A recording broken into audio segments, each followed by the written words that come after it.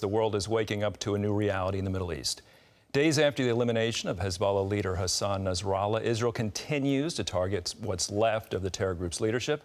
It's also carrying out long-range strikes against the Houthis in Yemen. Chris Mitchell has more. After eliminating Nasrallah and most of the Hezbollah leadership, Israeli jets continue targeting the remaining leaders, including a strike deep into the heart of Beirut early Monday. Netanyahu says Israel will continue attacking the terror group and taking on other threats in the region. We're changing the strategic reality in the Middle East. Changing the balance of power brings with it the possibility of creating new alliances in our region because of a simple reason, because we're winning. Our enemies and our friends return to see Israel as it really is, a strong country, a determined country, a powerful country. Netanyahu explained why Israel targeted the Hezbollah leader. Nasrallah was not another terrorist. He was the terrorist. He was the axis of the axis, the central engine of Israel's axis of evil. He and his people were the architects of the plan to destroy Israel. Islamic jihadists and their allies are mourning Nasrallah's death and swearing revenge. In the Iranian parliament and on the streets of Tehran, shouts of death to Israel rang out. We want retaliation, a quick retaliation. We will definitely take revenge for Hassan Nasrallah's death. Throughout Israel and even other parts of the Middle East, many celebrated. Israelis danced in Dimona, and Syrian rebels, who've long been targeted by Hezbollah in Syria, set off fireworks and celebrated. Israel is also carrying out powerful attacks on the Houthis in Yemen after they tried to hit Ben Gurion Airport this past weekend as Netanyahu returned from addressing the United Nations. In a veiled threat to Iran, the Israeli military chief of staff says the Jewish state can reach any enemy, no matter how distant. We know how to reach very far. We know how to reach even farther, and we know how to strike there with precision. In the U.S., the Biden administration is still calling on Israel to put the brakes on in Lebanon to avoid all-out war. Can an all-out war in the Middle East be avoided? It has to do. We really have to avoid this. Former Secretary of State Mike Pompeo disagrees. We should be saying plain and clear, finish the job.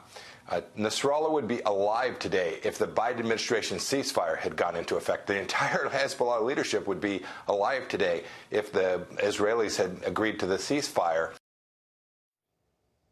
Well, Chris joins us now from Jerusalem. Chris, I'm so glad to hear this news cycle just moves so fast daily.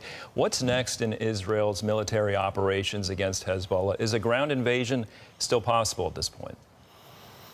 Andrew, I think it's not only possible, but likely inevitable. We're already hearing reports of Israeli special forces that have been taking raids into Lebanon, actually, for the last recent months.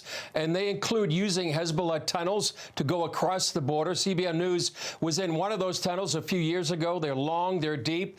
And these raids could be preparation for a wider ground operation that some believe could come as soon as this week. The Israeli defense minister said to troops on the border, the elimination of Nasrallah was an important step, but not the end. And that he said, we need you too, and that would be boots on the ground. So it really does seem inevitable. Israel's been preparing for something like this for months, calling up reserves, training, massing armor and tanks.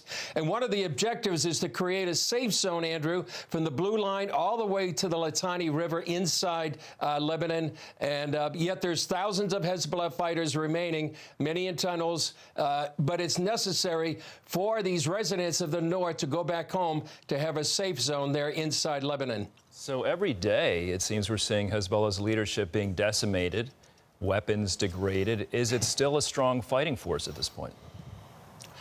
Well, they still do have thousands of fighters, Andrew, but the question is, after the Biba fiasco, a couple of weeks ago, that left thousands of Hezbollah fighters disabled, blind, injured. Some were killed in that fiasco.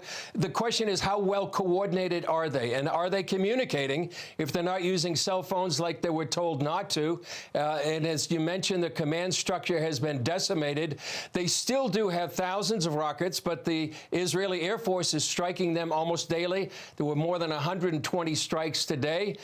They have a new leader, Andrew, but how long will he last? They've been fighting. They've been killing one leader after another. And so Hezbollah is certainly not the fighting force it was just 2 weeks ago.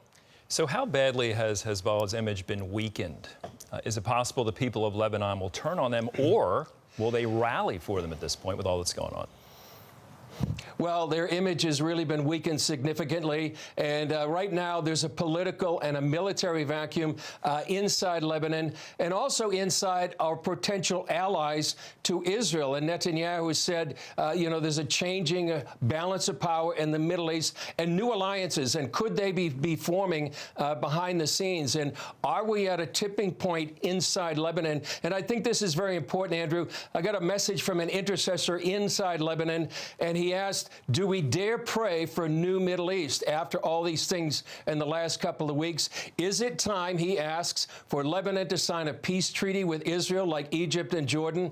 A time for Lebanon to embrace the Abraham Accords? And he said it's very important to pray against civil strife in Lebanon, and especially between Shiites and Sunnis. Lebanon has a history of civil war, so pray for unity. And people should know that inside Lebanon, throughout the Middle East, there's really a fervent prayer movement going on throughout the region. Chris, we can't have this conversation without mentioning Iran. So how are they responding to this decimation of its proxy army in Lebanon? Well, I'd say, first of all, Andrew, just in the last hour or so, Benjamin Netanyahu spoke directly to the Iranian people and telling him, don't let the regime lead you into the abyss. In terms of how Iran is reacting to this, there's a cartoon of Hezbollah climbing up a rope, and at the top of the rope, Iran is letting the rope go. And it really kind of sums up how Iran's not backing up its biggest proxy in the region. And I think we're in a new Middle East. Hezbollah has been decimated. Hamas is gone. So Iran is really on the defensive. It knows its oil and nuclear facilities are vulnerable. That's the IDF chief alluded to. And so Israel's on the rise. So I think right now we're in a new paradigm. How we go from here is a huge question. So very important to pray for Israel and the whole Middle East. All right, Chris Mitchell. Chris, thank you so much for joining us today. Really appreciate it.